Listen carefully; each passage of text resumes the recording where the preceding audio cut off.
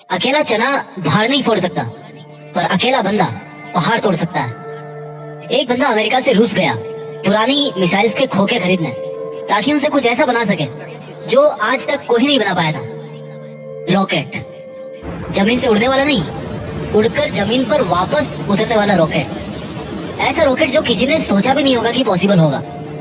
अगर किसी ने सोचा होगा तो उसके पास में आइडिया नहीं होगा कि कैसे रॉकेट को जमीन पे वापस उतारना है, और अगर किसी के पास में आइडिया भी होगा तो उसने किया नहीं होगा।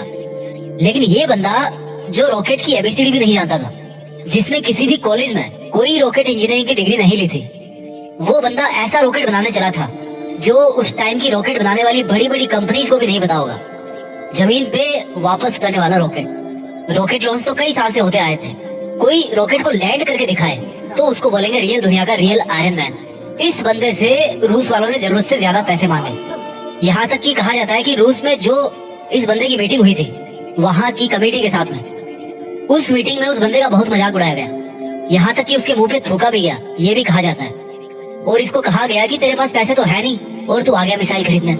ये बंदा बिना डील पूरी किए वापस अपने कंट्री आ गया और उसी दिन से किताब उठा ली इसी सवाल के जवाब में कि मैं क्यों नहीं बना सकता रॉकेट। मैं ऐसा रॉकेट बना के दिखाऊंगा जो बहुत कम खर्चे पे अंतरिक्ष में जा सके, और इसके बाद ऐसा रॉकेट बनाऊंगा जो लॉन्च के साथ साथ जमीन पर वापस भी लैंड कर सके। बंदे ने एक के बाद एक किताबें पढ़ डाली और शुरू कर दिया अपना पहला प्रोजेक्ट। सन 2006 पहले लॉन्च के 37 सेकंड के अंदर ही 37 सेकंड के अंदर ही उसका रॉकेट लॉन्च के बाद सीधा जमीन पे आके वापस गिर गया। और ये गिरना ऐसा था कि उस रॉकेट के टुकड़े टुकड़े हो गए। प्रोजेक्ट फेल हो गया। बंदा 4 साल से इस पे काम कर रहा था। 2002 से उसने काम शुरू किया था। 2006 में उसका पहला प्रोजेक्ट फेल हो गया। पैसों का बहुत नुकसान हो गया। बंदे ने फिर सवाल ढूंढने की कोशिश करी कि यार कहाँ कमी रह गई, रॉकेट लॉन्च क्यों नहीं हो पाया। 1 साल बाद फिर से रॉकेट लॉन्च किया, फिर से वही हुआ, मिशन फेल्ड, रॉकेट क्रैश, पैसों का भारी नुकसान। फिर 1 साल बाद तीसरी कोशिश करी और फिर वही हुआ, मिशन फेल्ड, रॉकेट क्रैश, पैसों का भारी नुकसान। एक के बाद एक करके 3 बार इसके प्रोजेक्ट फेल हो गए। अब इस बंदे के पास में है ना, बड़ी मुश्किल से केवल 1 को रॉकेट जितने पैसे बचे थे, या उतने भी नहीं बचे थे कह लो। जितने अच्छे अच्छे इंजीनियर थे ना इस बंदे के पास में, वो सब इसको छोड़ करके वापस चले गए। लेकिन इस बंदे में इतना जुनून था, इतना होमवर्क इसने कर रखा था कि इसने सोचा कि यार एक बार वो ट्राई करते हैं। लेकिन इसके पास में इतने पैसे नहीं थे कि अच्छे इंजीनियर्स को हायर कर सके, और ये घटिया इंजीनियर्स को रखना नहीं चाहता था। तो इसने डिसाइड किया कि जब मैंने इतनी पढ़ाई कर रखी है तो क्यों ना इस बार प्रोजेक्ट का चीफ इंजीनियर मैं ही बन जाऊं। वो बंदा खुद चीफ इंजीनियर था जिसने रॉकेट साइंस की कोई इंजीनियरिंग डिग्री नहीं ले रखी थी। बड़ी अजीब सी बात थी, बहुत रिस्की काम था ये। पैसों का पहले ही भारी नुकसान हो चुका था, लेकिन इस बंदे की हिम्मत का नुकसान कोई नहीं कर पाया। पूरी जान चौथी कोशिश में लगा दी, और उसके बाद में कुछ ऐसा हुआ ना जो आज तक कोई नहीं कर पाया। पूरी दुनिया ने एक नजारा देखा। दुनिया का सबसे कम बजट में उड़ने वाला रॉकेट सफलतापूर्वक लॉन्च हो चुका था। साइंस की दुनिया में ऐसी घटना पहली बार नहीं हुई थी, लेकिन इतने कम बजट के अंदर किसी रॉकेट को लॉन्च करना पहली बार हुआ था। ऐसा करके दिखाया उस बंदे ने जिसको किसी ने रॉकेट बनाना नहीं सिखाया। इस बंदे की कंपनी को आज दुनिया स्पेस एक्स के नाम से जानती है, और इसके रॉकेट में इतनी जान है ना कि नासा भी अपने कई सैटेलाइट स्पेस एक्स के जरिए अंतरिक्ष में भेजती है। जब इस बंदे के 3 फेल्ड लॉन्च के बाद में चौथा लॉन्च सफल हुआ ना, तो सफल होते ही नासा ने कहा कि भाई हमें यानी कि नासा वालों को चाहिए तुम्हारा ये रॉकेट। और सक्सेसफुल लॉन्च के 2-4 महीनों के अंदर ही डील पक्की भी हो गई, क्योंकि इसके पहले नासा का बहुत खर्चा होता था सैटेलाइट्स को लॉन्च करने में। लेकिन ये बंदा यहीं पे नहीं रुकने वाला था। बोला कि ऐसा रॉकेट बनाऊंगा अब जिसको बार बार यूज किया जा सके। आमतौर पे क्या होता है कि जब किसी सैटेलाइट को स्पेस में लॉन्च करना होता है तो वो सैटेलाइट को अंतरिक्ष में लेकर के जाता है, साथ साथ में उसको कैरी करने वाला रॉकेट भी उसके साथ में चला जाता है। वो उसको आप यूज नहीं कर सकते दोबारा, क्योंकि वो खत्म हो जाता है, यूज करने लायक वो बचता ही नहीं है। यानी कि ये बंदा ऐसा रॉकेट बनाना चाहता था जो अंतरिक्ष में जाकर के अपना काम करके सुरक्षित वापस जमीन पे आकर के लैंड हो जाए, ताकि उस रॉकेट में केवल फ्यूल भरना पड़े और फिर वो वापस स्पेस में जाने के लिए तैयार हो जाए। जब इस बंदे ने 2011 में अनाउंस किया कि मैं लैंड करने वाला रॉकेट बनाना चाहता हूँ, तो काफी लोगों ने इसकी मजाक बनाई।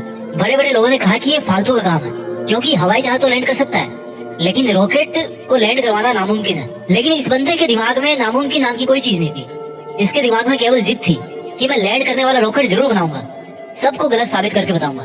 बंदे ने अगले 4 साल तक दिन रात एक कर दी, बहुत सारे फेल्ड रॉकेट टेस्ट किए।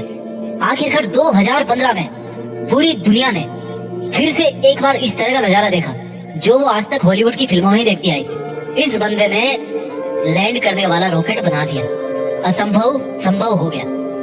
और ये बंदा फिर नहीं रुका। उस अंतरिक्ष में जाने वाले सैटेलाइट कैरियर रॉकेट को इसने पानी पे तैरते हुए प्लेटफॉर्म पर बड़ी एक्यूरेसी के साथ में लैंड करके दिखाया।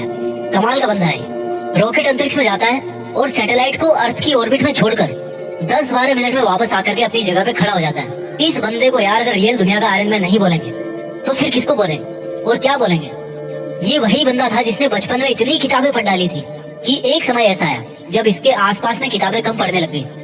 लेकिन बंदे को पढ़ना था तो किताबों का स्टॉक खत्म होने के बाद में पूरा एनसाइक्लोपीडिया पढ़ डाला।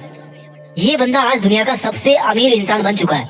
वो बंदा जिसका यह कहकर मजाक उड़ाया गया था कि तुम्हारे पास पैसे तो है नहीं, तुम आ गए मिसाइल खरीदने। आज इस बंदे की औकात इतनी बढ़ चुकी है ना कि वो वैसा कमेंट करने वाले लाखों बंदों को खरीद सकता है। ये सच है, पैसा इंसान को खरीद लेता है यार, यही सच्चाई आज की।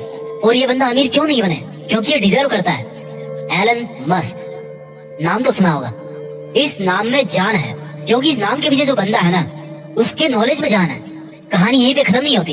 एलन मस्क ऐसे बहुत सारे काम करना चाहते हैं जो आज शायद इम्पॉसिबल लगते हैं, पर ये नहीं भूलना चाहिए कि वो लैंडिंग वाला रॉकेट भी किसी टाइम पे इम्पॉसिबल लगता था। इनके बहुत सारे ऐसे प्रोजेक्ट चल रहे हैं जिनके बारे में कोई सोच भी नहीं सकता। इनमें से एक फेमस प्रोजेक्ट है हाइपरलूप, जिसमें जमीन पर हवाई जहाज से भी ज्यादा स्पीड पे ट्रेवल करने का प्रोविजन होगा। ऐसी टेक्नोलॉजी होगी। अब थोड़ी सी जरूरी बात करते हैं। भारत, हमारे कंट्री में दुनिया के सबसे ज्यादा जवान लड़के और लड़कियां हैं। इतने ज्यादा कि कई देशों की टोटल पॉपुलेशन भी इतनी नहीं है। हमारे कंट्री में भी ऐसे टैलेंट की कोई कमी नहीं है। जरूरत है तो सोच को विजन देने की, विजन के लिए आइडिया जनरेट करने की और आइडिया को एक्शन में बदलने की। एलन मस्क का प्लान है कि नियर फ्यूचर में हम धरती के अलावा भी कोई ऐसी जगह ढूंढना चाहते हैं, ऐसी जगह पे अपनी बस्ती बनाना चाहते हैं जहाँ पर इंसान सुरक्षित रह सके। क्योंकि हो सकता है भविष्य में कोई एस्टेरॉइड धरती से टकरा जाए और धरती से मानवता ठीक उसी तरह से खत्म हो जाए जिस तरह से कई साल पहले डायनासोर धरती से चले गए थे, गायब हो गए। और इसलिए इनके फ्यूचर के प्रोजेक्ट में एक प्रोजेक्ट ये भी है कि मंगल ग्रह पर इंसानों की बस्ती बनाई जाए। इनका बड़ा तगड़ा है यार इनका विजन, और ऐसा विजन आज हमारे यूथ में होना बहुत जरूरी है। अगर ये बंदा कर सकता है ना तो समझ सकते हो कि इंसान का दिमाग कितना पावरफुल है, इंसान की हिम्मत कितनी पावरफुल है, इंसान की कैपेबिलिटी क्या है और इंसान के लिए क्या इम्पॉसिबल है। एलन मस्क का मानना है कि फेल होने से नहीं डरना चाहिए, क्योंकि फेल होना भी एक ऑप्शन होता है, लेकिन काम ना करना कोई ऑप्शन नहीं होता। ये खुद मानते हैं कि ये एक हफ्ते में लगभग 120 घंटे काम करते हैं। अगर 7 से डिवाइड करोगे ना तो लगभग 17 घंटे के आसपास आएंगे एक दिन में निकल के। कई बंदे तो इतना सोते होंगे। इनका कहना है कि मैं वो काम नहीं करता जो जरूरी है, मैं वो काम करता हूँ जो मुझे लगता है कि मुझे करना चाहिए। इनके फंडे बड़े सिंपल है यार। ये कहते हैं कि अच्छी स्कूल और अच्छी कॉलेज में जाने से बंदा एजुकेटेड नहीं हो जाता। क्योंकि मैं कभी भी हार्वर्ड यूनिवर्सिटी में नहीं पढ़ा, लेकिन फिर भी वहाँ पर पढ़ चुके कई टैलेंटेड स्टूडेंट और इंजीनियर मेरे अंडर में काम करते हैं। ये कहते हैं कि एक्स्ट्रा ऑर्डिनरी बनने का हर ऑर्डिनरी इंसान के पास में ऑप्शन रहता है। इनका ये भी कहना है कि अगर आप फेल नहीं हो रहे हो तो इसका मतलब आप लाइफ में कुछ कर ही नहीं रहे हो। हर जवान लड़के और लड़की को आज ये बात समझनी पड़ेगी कि उनको आज के डेट में क्या करना चाहिए। क्या उनको वो करना चाहिए जो उनको लगता है कि जरूरी है, या उनको वो करना चाहिए जो उनको लगता है कि उनको करना चाहिए। इंसान तब ज्यादा बेहतर कर पाता है जब उसको पता होता है कि उसको क्या करना चाहिए। एलन मस्क को किसी ने रॉकेट साइंस नहीं पढ़ाई थी, पर इनको लगा कि उनको रॉकेट साइंस पढ़नी चाहिए तो इन्होंने खुद पढ़ी, क्योंकि इनको पता था कि इनको क्या करना चाहिए। आज की डेट में किसी बंदे के लिए कुछ करना मुश्किल नहीं है। अगर मुश्किल है तो वो ये है कि उसके पास में कोई गोल ही नहीं है, उसको पता ही नहीं है कि उसको करना क्या। लक्ष्य निर्धारित नहीं करना सबसे बड़ी प्रॉब्लम है। फेल होना कोई प्रॉब्लम नहीं है। एलन मस्क का मानना है कि नॉइज से ध्यान हटाकर सिग्नल की तरफ ध्यान दिया जाना चाहिए। उनका मानना है कि प्रॉब्लम कोई प्रॉब्लम नहीं होती, प्रॉब्लम का सॉल्यूशन ढूंढना एक प्रॉब्लम है। शब्दों में थोड़ा सा फेरबदल करने से पूरा वाक्य जो है ना उस पूरे वाक्य का अर्थ बदल जाता है। और माइंड में थोड़ा सा विजन आपकी पूरी जिंदगी बदल के रख सकता है। अगर आपकी लाइफ में कोई प्रॉब्लम नहीं है ना आज, तो प्रॉब्लम क्रिएट करो खुद के लिए। कैसे करोगे? एक बड़ा लक्ष्य निर्धारित कर। हमारे देश के युवाओं को आज इस क्रांतिकारी मनुष्य से सीखने की जरूरत है। हालांकि ये भी सच है कि हमारा देश ऐसे क्रांतिकारी युवाओं से भरा पड़ा है, बस उनको अपने आप को पहचानने की जरूरत है। वो बंदे भी एलन मस्क की तरह कुछ ऐसा कर सकते हैं जो कोई सोच भी नहीं सकता। दम है तो कुछ बड़ा करके दिखाओ। देश में अपना नहीं बल्कि दुनिया में देश का नाम कर जाओ। जय हिंद, वंदे मातरम।